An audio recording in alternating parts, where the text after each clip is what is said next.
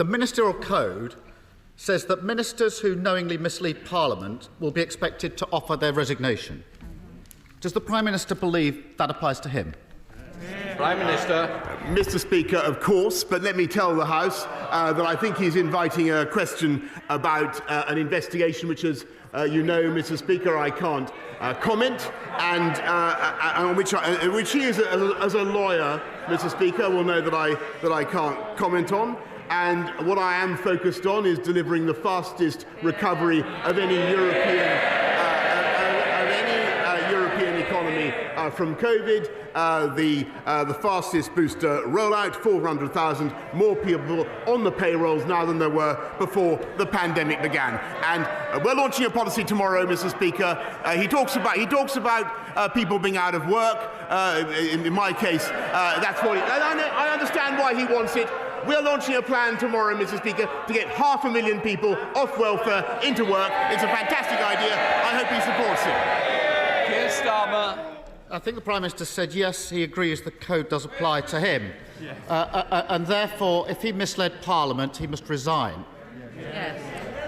On the 1st of December, the Prime Minister told this House, in relation to parties during lockdown, all guidance was followed completely in number 10 from that dispatch box. Yeah.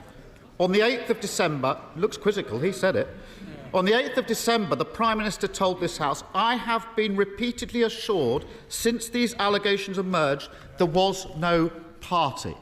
So since he acknowledges the Ministerial Code applies to him, will he now resign? No, Mr. Speaker. But you know, since he asks about COVID restrictions, let me just remind the House, and indeed remind the country, that he has been relentlessly opportunistic throughout. He has flip-flopped from one side to the other. He would have kept us in lockdown in the summer, Mr. Speaker.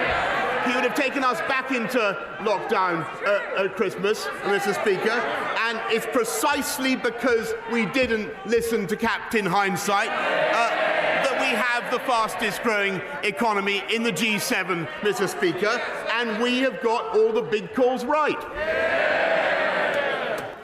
The guy that said in hindsight he now appreciates it was a party.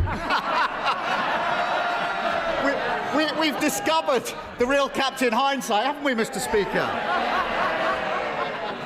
Wearing a party hat. Let me